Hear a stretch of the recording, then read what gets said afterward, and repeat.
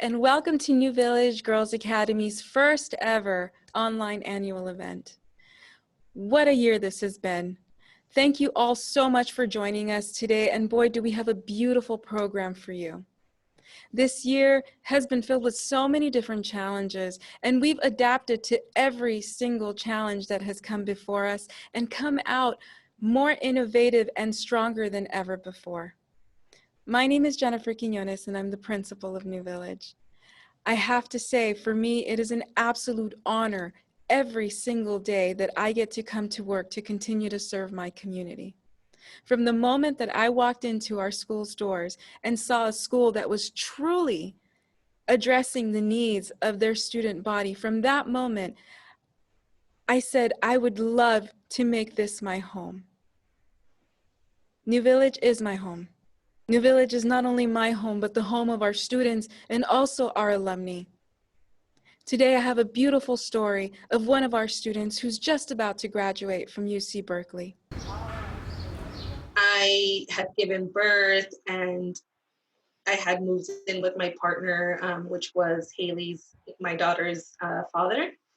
And, we were both young. We were both 15 when we moved in with each other. We were living with his parents. And I, you know, found myself in a toxic, unhealthy relationship. There was, at the time I didn't really understand or register what it was. He didn't want, like, he used to be very controlling. So he didn't want me to go to high school, to like a public co-ed high school, even though I told him that like all I've ever wanted to do was just to go to school and to go to college. And like, I just felt like going to college would have given me an opportunity to have a better standard of living.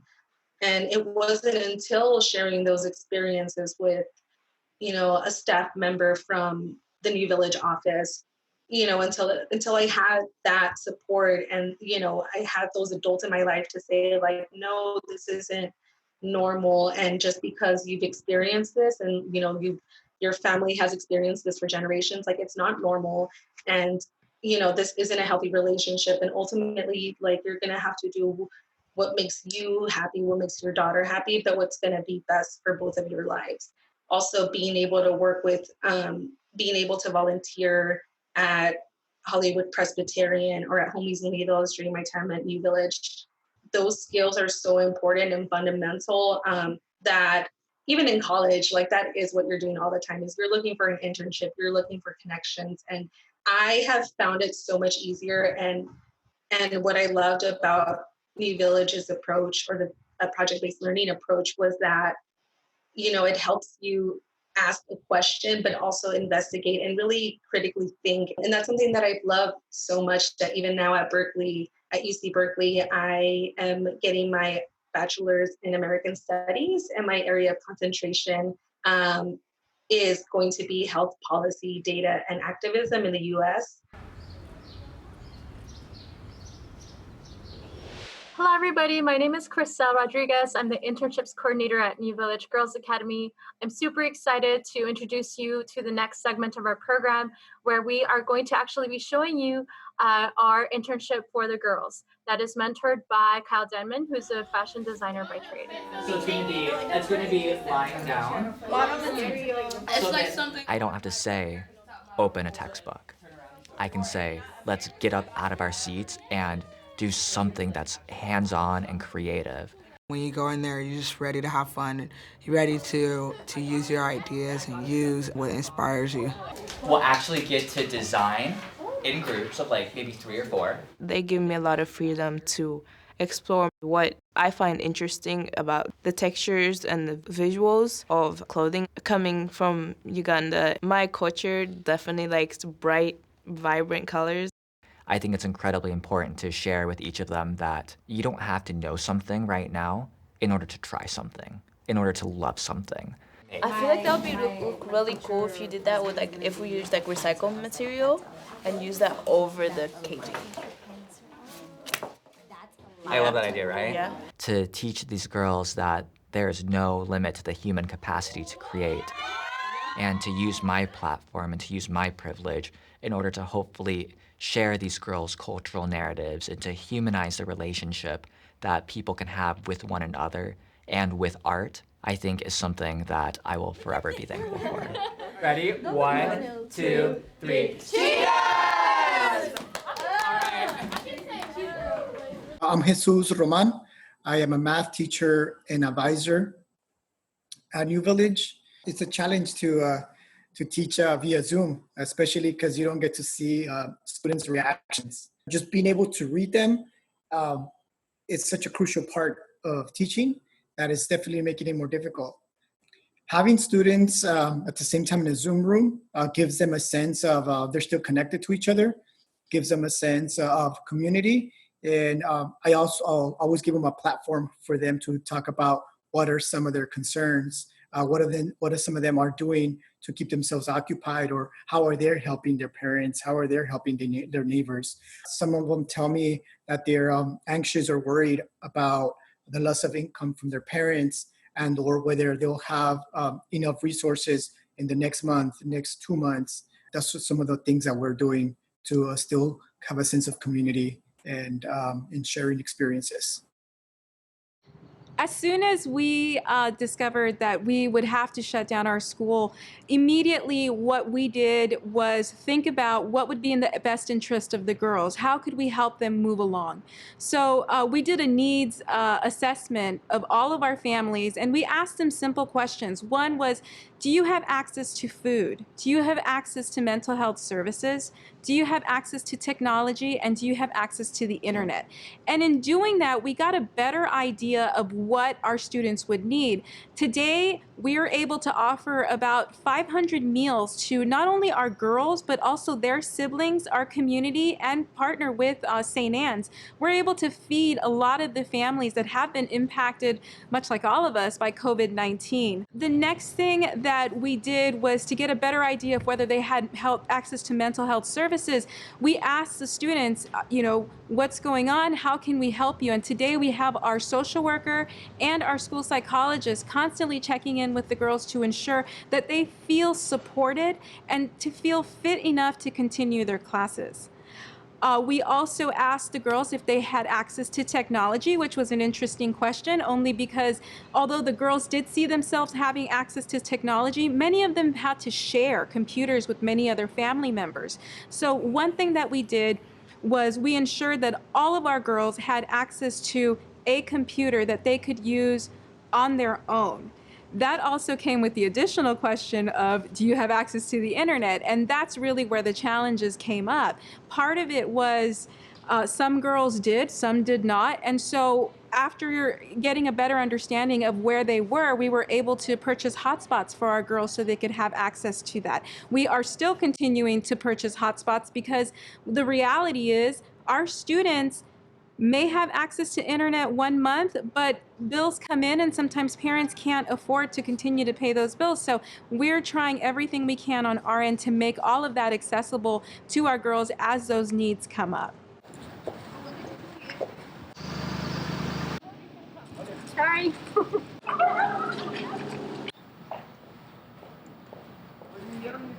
Hi, my name is Brian Howell, and I'm a teacher advisor at New Village Girls Academy. It's been a very unique and challenging time for all of us. We recently had a transition to online learning using Zoom. I've tried to keep my instruction as seamless as possible for my students. In doing so, I utilize a lot of the same activities I would normally use in the classroom. One of these activities in particular is the quote of the week reflection. Every Monday, my students come into the room and there is a quote of the week on the board for them to reflect on and share out with the group.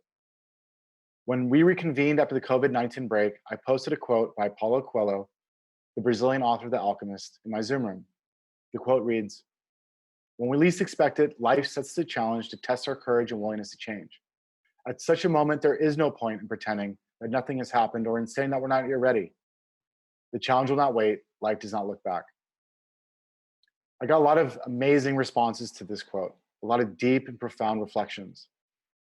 But there was one reflection in particular that really struck me deeply, and that was by our student Luisana. It struck me so deeply that I reread the quote several times throughout the week and meditated on it. Her reflection reads, "To me, this phrase means that when you get to that moment when your decisions are to go straight ahead because you have no other options, at that moment when you hit bottom, you can no longer think about how you got there or question something you cannot change because you're 100 meters under the water and your only choice is to go up and take a breath or you die. That moment when the only action is to move forward and the only path is the one that shows you a flash of light to leave behind the darkness in which you were submerged. Keep going despite adversity. You've been strong enough to be where you are, and you have to be strong enough again to step into the unexpected that turns out to be the future at times. Here's Luisana. I was born in Venezuela. I came here 2 years ago. And I live with my mom and my brother and me. My brother, he is 19 years old, but he actually thinks like at 3 years old. And they told us that he could be like 60 and he's gonna still thinking like as a kid. For me, it's the most natural thing like in my life. I love my brother. He's my whole life. So it's like a whole new start, a whole new house, a whole new language, a whole new culture. It was hard. My mom working and me wanted to go to school, wanted to learn a new language. My currently internship is Homies Unidos. There I get to know a lot about history, immigration, very serious problems. After I graduate, I'm looking forward to go to university. I want to study psychology and computer engineering. When I came to New Village, I got the support that you wouldn't have in other high schools. Like in other high school, you're just a number, but here you actually like people worry about you. Hi again, this is Chriselle. At New Village Girls Academy, we have a very exciting annual event called Career Day. Career Day is an opportunity for members of the community to come and build relationships with their students and talk about their professions. This year, we were really lucky to have an activism panel filled with some amazing individuals who left some really inspiring words for our students. I think for me, the thing that was most helpful was having strong women around me that I looked up to who could sort of say, here are some ideas. And I just think mentors are huge in all of our journeys. I still have a mentor. I think everyone should have one. My name is Brenda Gutierrez. I am a member of American Indian Movement, and as well as a co-founder of Me Too March International and Occupy Isolate. And I'm also a sexual assault and domestic violence advocate. My essential question is how it is like growing up as a child that has been like abused or like sexual abuse. Like how does it affect them? We've done a lot of organizing around sexual assault awareness and teaching our youth what a healthy relationship looks like. I'm Matt Rivas. I work at the Human Rights Campaign, running their digital and social media. We march for rights, whether that's LGBT rights, women's rights, like Black Lives Matter, all of it. When I first started doing activism, I didn't realize that would be something that I would pursue career-wise. At the time, especially during high school, I was doing mainly video, and then I just realized how to use social media as a tool to leverage myself into my career. My essential question is how can we address the needs of the homeless population? I'm curious why the government is not helping them as much. My name is Mary David, and I am the Director of Communications at Journey Out. We provide services for adult survivors of sex trafficking. We provide what we call wraparound services, so that's everything from emergency housing to clinical counseling to art therapy programs and emergency crisis response with survivor advocates. Working at Journey Out is really great to really propel the messaging through storytelling. My essential question is, with the rise in global warming, what climatic conditions are expected 50 years from now? Now there's a lot of organizations that are community-led. We see it with the Sunrise Movement, Students Deserve, Black Lives Matter. The community is starting to become more aware and more awake. You need to start educating your community if you want to start seeing change. I've been fortunate to be part of the outdoor education at New Village as well. Last spring, we spent 5 days at Yosemite, and those 5 days seemed like 10 days, but it was beautiful, it was amazing. And in the next clip, we're gonna have Rebecca telling us a little bit about her experience and how is it that a trip like that is so transformative for them. My experience in Yosemite, I loved being there. Like, It was so like quiet, but like not quiet because you can hear all the birds. The vibe was just so like relaxing. Inhaling this air, I want to experience that again. And I remember the night where we had the bonfire and we were all laughing when I looked up at the sky and it was just glistening with stars. It was hard. It was raining and like I was cold. And there was moments where I just wanted to like go home and crawl in bed. When the hike and like the whole trip was over, I remember telling myself that if I didn't have like my classmates and my teachers there to support me, I just felt like I was at home with them. If I did that, I can do anything. Hello, I'm Dan Pozell, Board Chair of New Village Girls Academy. As some of you know, New Village uses the big picture learning approach. That's real-world experiences on and off campus connected to each student's genuine interests. You've seen this in our internships, our academic work, and in our exploratory trips. I truly feel fortunate to be able to serve our students. And here now are some of my esteemed colleagues to share their perspectives and insights. So I was a teacher for 9 years, and then I was a principal for about 5 years. And then I moved over to LA County Office of Education. And when you go into education, you don't go into education for the financial standpoint. You go into education because you want to build future leaders and you have a heart for students. And I truly believe that all students should have an opportunity, no matter what their socioeconomic background is. And seeing New Village and providing these opportunities for our students, it just really fills my heart with joy. And I really wanted to see this model that was being done and being developed, and how could this positive model be taken and worked across all different schools in order to help students. The big picture approach is so ideal for a school like New Village because it focuses on kids where they are rather than where they should be. Hopefully we get them where they should be. But it's so individualized and makes the curriculum so pertinent to the individual girl and what their interests might be, so that the kids who come to us have something that means something, a connector.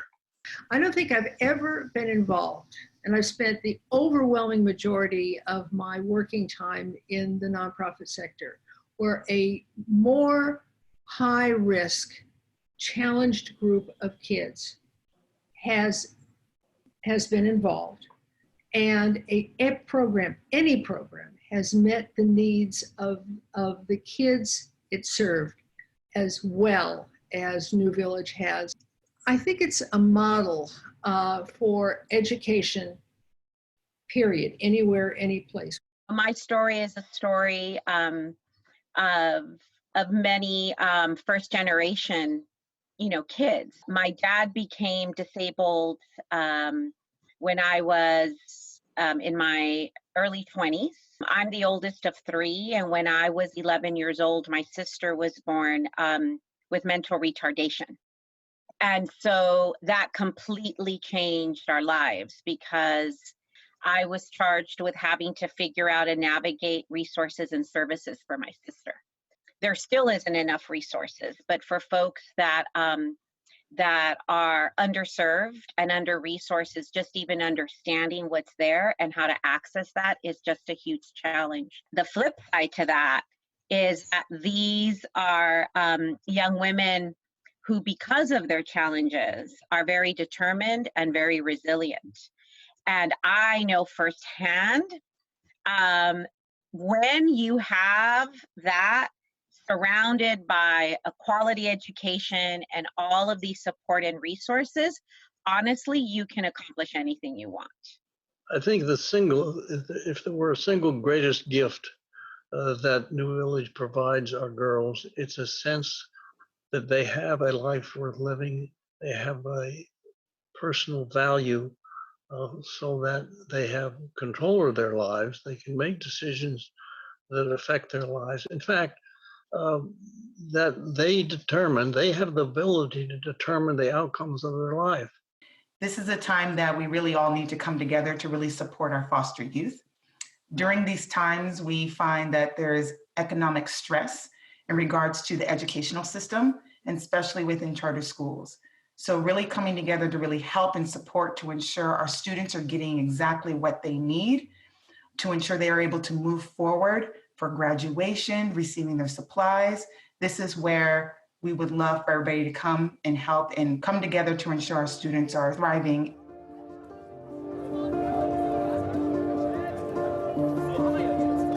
When our girls walk through our doors, we're here to provide them whatever services they may need to be successful. Whether that's providing mental health services or finding some kind of childcare for some of our young mothers, or just finding a program that's going to be able to meet girls where they are, that's what we're here to do. That's who we're here to serve. I never had a relationship with like school staff before. It was more like, okay, you're my boss. Here we have a family relationship with each other. We're so comfortable with each other that we can like joke around with each other. And my grades are now A's and B's. The social worker here, Mr. Tapaste, I found out I was pregnant in July, and I started attending school here in August. He connected me with all the resources that I need, not only to finish high school and to focus on my academics.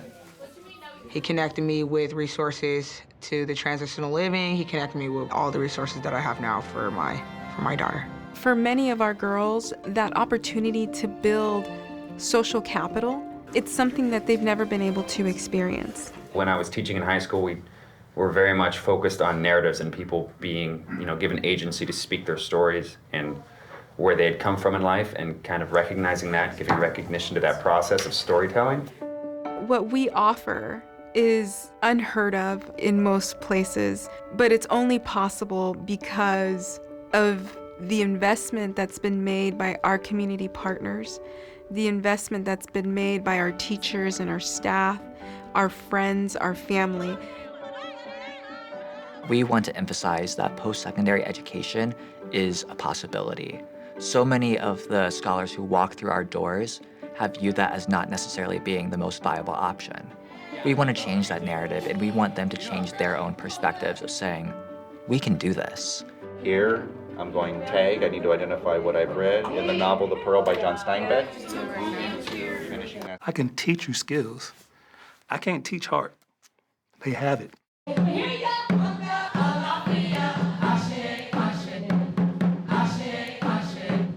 New Village offers an opportunity to our young ladies to be who they are, to bring their full potential. So whether it's a newcomer, it's English learners, a teen mom, whether it's someone who has maybe experienced homelessness and has been at 4, 5, 10 schools, what I think New Village reminds us is that the relationship and the powerful connection of people is still the strongest power of learning. Last year, about 60% of our graduating class went into STEM-related fields. We've been able to do that here through innovative ideas in regards to how we're delivering science instruction, but also in internship and their opportunity to explore STEM-related fields. I've done the JPL Challenge 2 years in a row. This is my second year, my last year. And this is the first time I actually went to state finals. It's completely different from just going to a school to an actual campus where they do engineering and stuff. And for me, that's amazing because I'm going into mechanical engineering and also art. Even though, yeah, it's a competition, but it's fun to just even create something that works. This is something that for many of the girls was not in the stars for them. Many of them did not believe they had the capacity to be able to make those kinds of decisions, or that they were even going to qualify for something like that. So far, I've been accepted to 5 universities, 2 Cal States, which are Cal State LA and Cal State Dominguez Hills, Alfred University, Penn State, and Sierra Nevada University.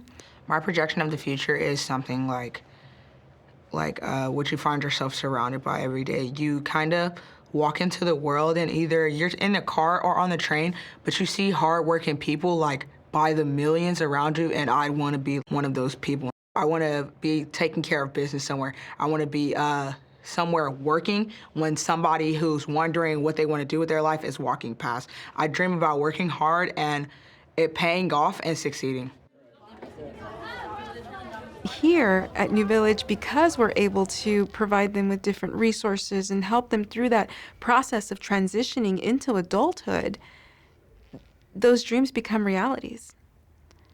That's who we are. It's what we do, day in and day out. I was originally born in Uganda. I want to go and see if I can help my country, like the young women there, and see if I can help them get to where I am and learn the things that I've learned. I want to be able to bring joy to people and then also just a hope. That's something that I've been able to learn throughout my time here in New Village, but then also just like coming to America. It's not a community that's going to leave once you graduate, and they'll keep on supporting you throughout your life, throughout their lives.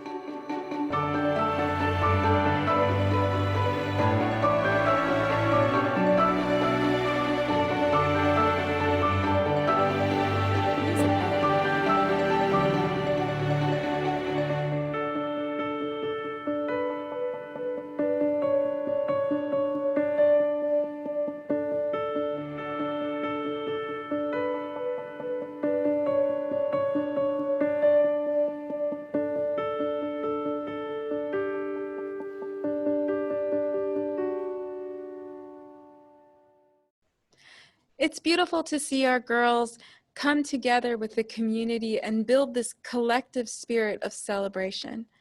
I speak for our whole school in that I can't wait for the day that we can all come together again to enjoy each other's company. I do, however, get to see one particular person rather often, obviously with 6 feet of distance, but I do get to see our school psychologist and very dear friend, Tanya. Tanya has been vital in providing mental health services for our girls during this crisis, and she's also one of those people that you see in the classroom monitoring whether a student needs support. So, without further ado, here's a message from Tanya. I came to New Village because of some of the same reasons why our students come to New Village. They want to be in a place where it's loving and kind and everybody's respectful of each other. It's unlike any other place. All of our students are so different, and I love all of them so much. Over this past year, I've really just seen so many of them just blossom in front of my eyes, and going on all these adventures with them, because New Village offers so many different things that we can do with the girls. It's just been so amazing. I wish that every girl had the experience that the girls here at New Village have. And that experience comes from our donors. Being able to do the things that they probably never would have been able to do, or think that they could do, or even have. It is so comforting to see their faces light up when they come back from a hiking trip, or when we're able to provide them with food or a bassinet for their baby because they had to have an emergency C-section. Like, these things that our donors help us to provide for our girls is just beyond amazing. And it just gives our girls so much that they need. And there's no other school out there like ours. There's not one.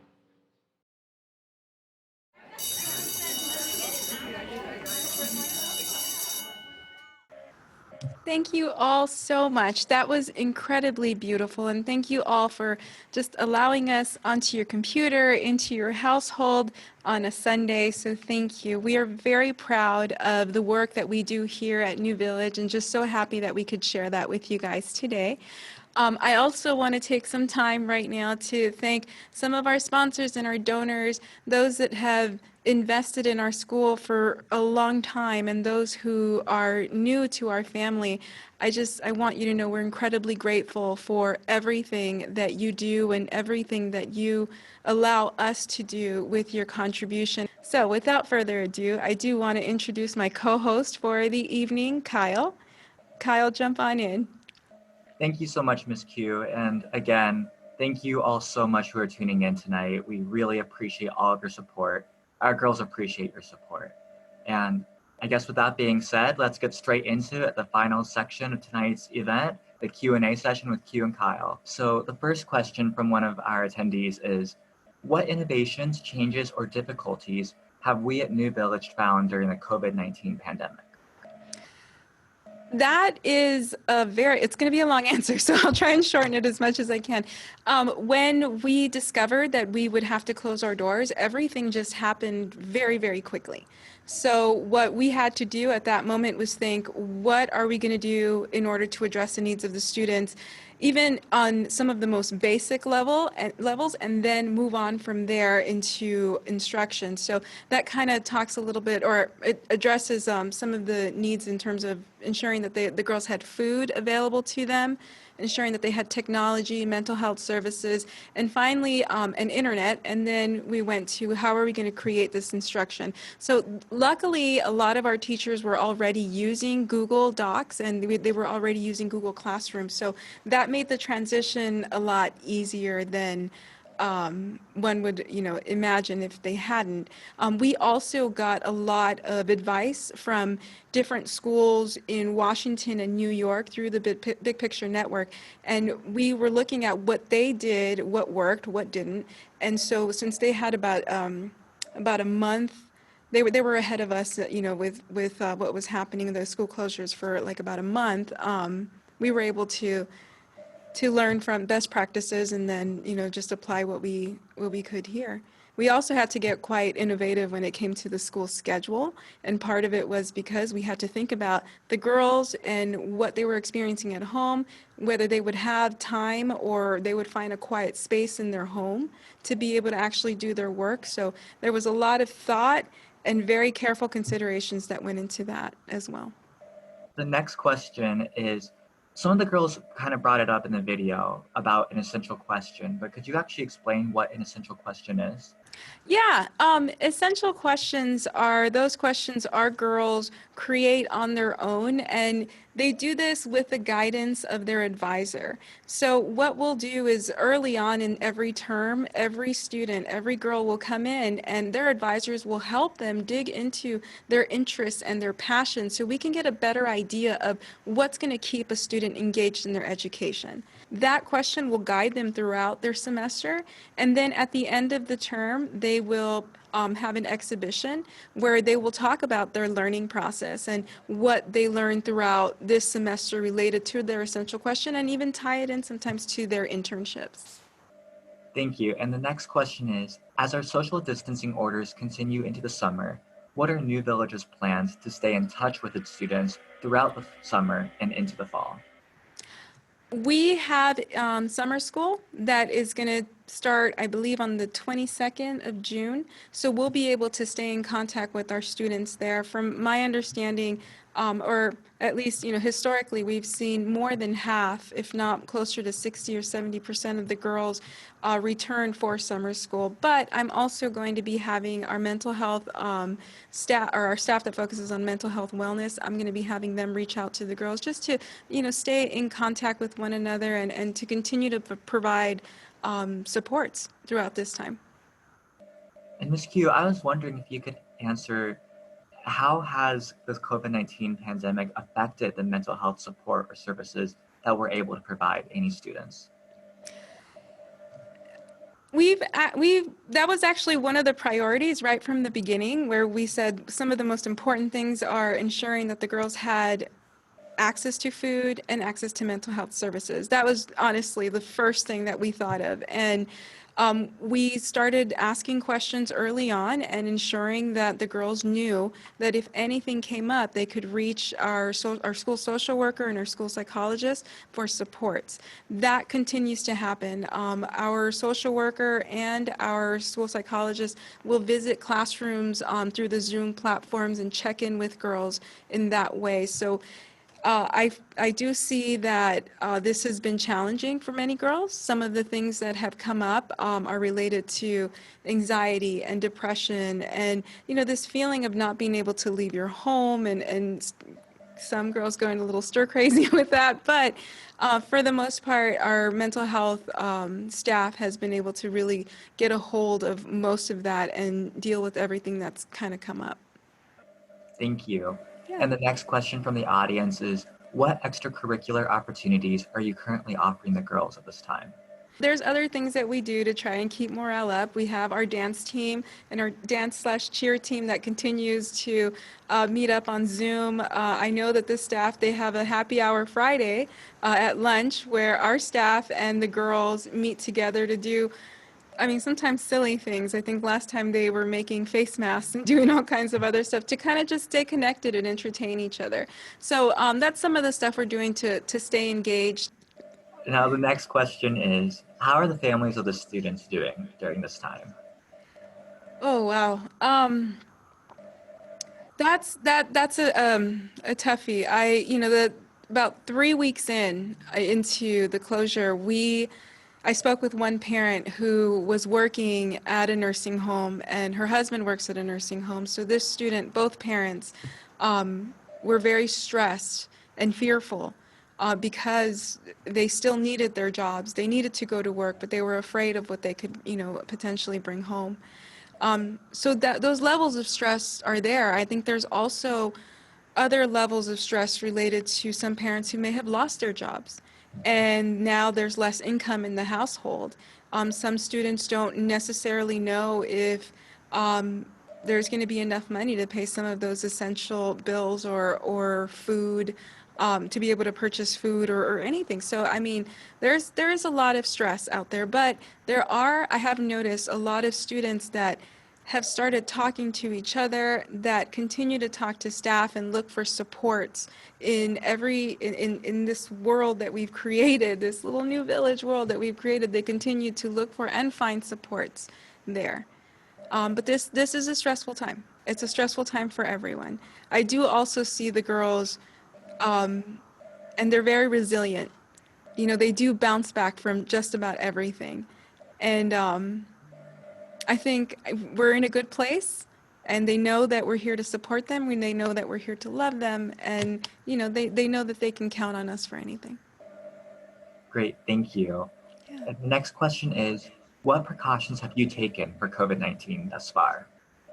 Here on campus, we do have our facilities manager who has been cleaning the heck out of every single part of the school. We also didn't have any students that have been reported as having been infected with COVID.